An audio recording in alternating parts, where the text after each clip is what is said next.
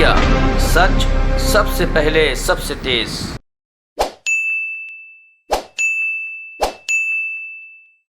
आज देश के लोकतंत्र के लिए बहुत ही दुर्भाग्यपूर्ण दिन है। लोकतंत्र की हत्या का दिन बन गया आज का दिन। चुनाव आयोग की एक हरकत की वजह से आज का दिन लोकतंत्र की हत्या का दिन बन गया। आज देश में पहली बार हुआ है, आज़ाद देश के इतिहास में आज पहली बार हुआ है कि देश का चुनाव आयोग वो संस्था जिसके कंधों पर संविधान ने, बाबा साहब अंबेडकर ने जिम्मेदारी डाली है कि वो समय पे चुनाव कराएंगे, निष्पक्ष तरीके से चुनाव कराएंगे, वो चुनाव आयोग आज केंद्र में बैठी हुई भारतीय जनता पार्टी से डर गया और उसने एक पूर्व घोषित प्रेस कॉन्फ्रेंस के बावजूद चुनाव की तारीख ऐलान करने से मना कर दिया। भारतीय जनता पार्टी के इशारे पर, भारतीय जनता पार्टी के दबाव में आज चुनाव आयोग ने देश में चुनाव कराने से मना कर दिया है। ये किसी भी लोकतंत्र के लिए, सत्ता में बैठी हुई पार्टी के दबाव में अगर चुनाव आयोग चुनाव करवाने से मना कर दे तो फिर लोकतंत्र बचेगा क्या और संविधान बचेगा क्या? आज वही घटा है इस देश में। आज चुनाव आयोग ने आप सबको बुलाया था, पूरे मीडिया को बुलाया था कि 5 बजे चुनाव आयोग की प्रेस कॉन्फ्रेंस में दिल्ली नगर निगम के लिए चुनाव की तारीखों का ऐलान किया जाएगा।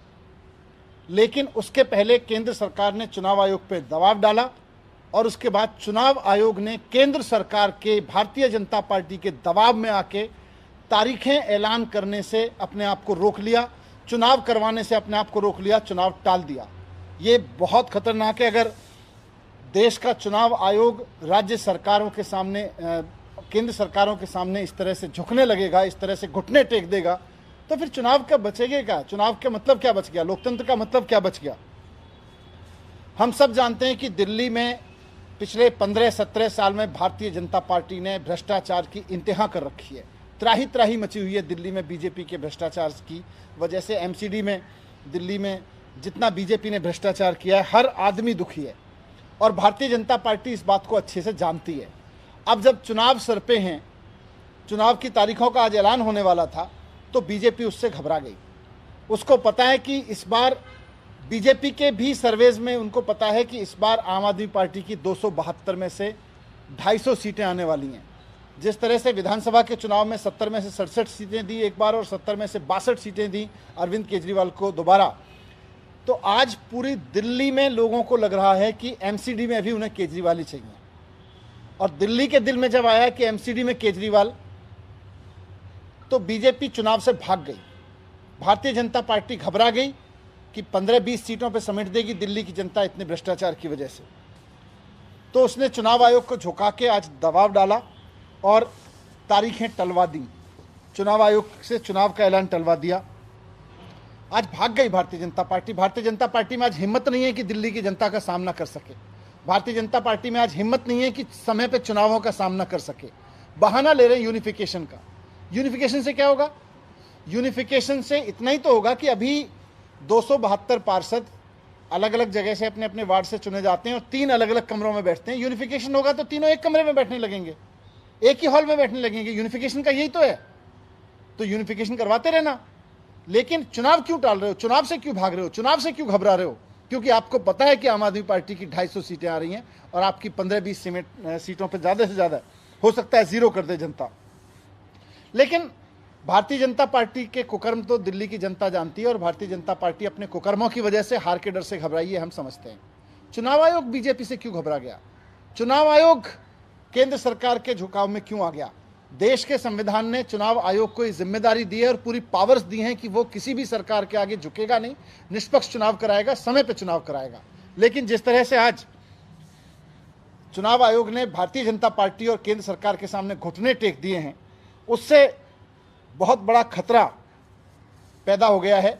कल को भारतीय जनता पार्टी या केंद्र सरकार चाहेगी तो वो राज्यों के चुनाव नहीं करवाएंगे। किसी भी राज्य में अगर कल को भारतीय जनता पार्टी को लगेगा कि वो हारने वाले हैं, तो वो चुनाव आयोग भारतीय जनता पार्टी के सामने घुटने टेक के वहां के इलेक्शन कैंसिल करा देगा। कल को मोदी जी को लगेगा कि वो देश का चुनाव हारने वाले हैं, तो केंद्र सरकार के इलेक्शन कैंसिल हो जाएंगे।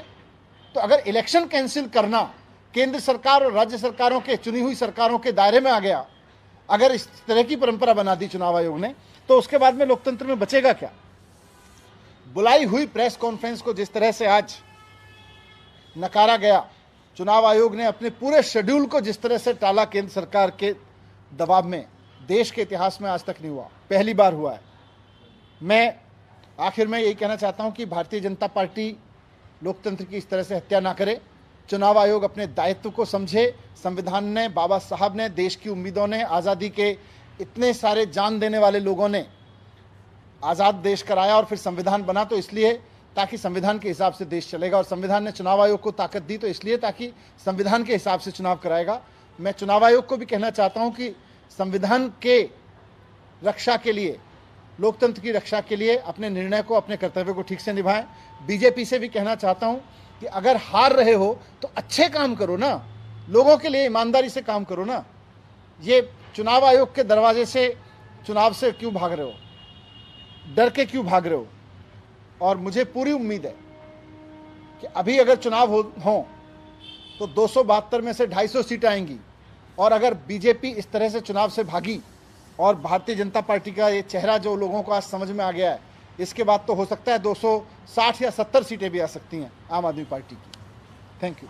सर, ये यूनिफाइड करने का प्रोसेस बहुत लंबा है, चुनाव मई तक होने हैं। अगर यूनिफाइड वाकई में करते तो चुनाव तो फिर बहुत आगे चले जाएंगे। इसीलिए हमने कहा ना कि चुनाव आयोग को चाहिए कि संविधान में दी गई जिम्मेदारी के हिसाब से चुनाव कराए। अगर चुनाव आयोग इस तरह से सरकारों के प्लान्स के हिसाब से झुकने लगे, उनके सामने अगर घुटने टेकने लगे, तो फिर संविधान और लोकतंत्र और चुनाव का मतलब क्या रह जाएगा?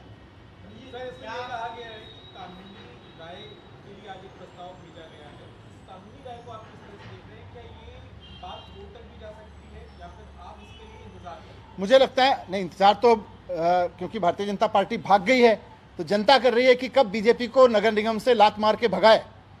जनता कर रही है कि कब नगर निगम में बीजेपी के करप्शन पे झाड़ू चलाए, और उसी से घबरा के बीजेपी भागी है। सर, यूनिफाइड करने का ये जो फैसला केंद्र सरकार ने आज किया है, इसको आप किस तरीके से देखते हैं और क्या लगता है कि आप आम आदमी पार्टी यूनिफाइड करने के हक में है? इसके ये एक अलग मसला है। यूनिफाइड के प्लान क्या है, कैसे आ रहा है, क्या आ रहा है, कब आएगा, क्या ये लोग लेके आ रहे हैं? क्योंकि पिछले बार जब ट्राइफिकेशन हुआ था तो दिल्ली विधानसभा से हुआ था, जब 3 हिस्से किए गए थे दिल्ली विधानसभा से किए गए थे, तो कैसे किया जा रहा है ये अलग मसला है। इस पर जब कोई प्रस्ताव होगा तो उस पर एग्जाम करेंगे। लेकिन आज दिल्ली में नगर निगम की चुनी हुई बॉडी की समय सीमा खत्म हो रही है, चुनाव का ऐलान होना है। चुनाव आयोग ने चुनाव की तारीखों का ऐलान करने के लिए प्रेस कॉन्फ्रेंस बुला रखी है 5 बजे, और उसके पहले केंद्र सरकार डरा के, धमका के, साम दाम दंड भेद से चुनाव कैंसिल करा दे रही है। ये तो इस देश में आज तक नहीं हुआ आज़ादी के बाद से। ये जो प्रस्ताव है जो केंद्र सरकार कह रही है कि हम इस पर विचार कर रहे हैं, इसके बारे में किसी भी तरह का कम्युनिकेशन दिल्ली सरकार के साथ हुआ है? कोई कम्युनिकेशन नहीं, कोई कम्युनिकेशन नहीं।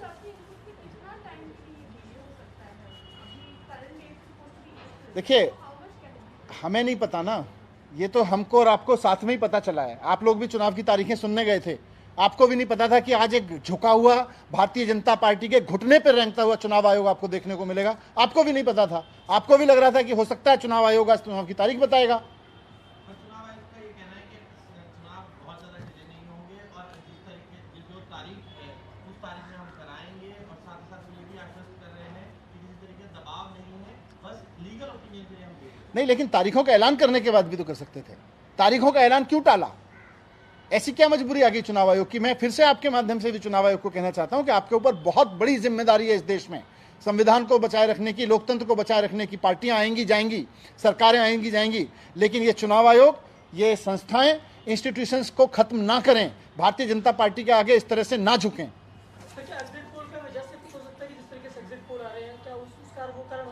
अपने कुकर्मों का उनको पता है।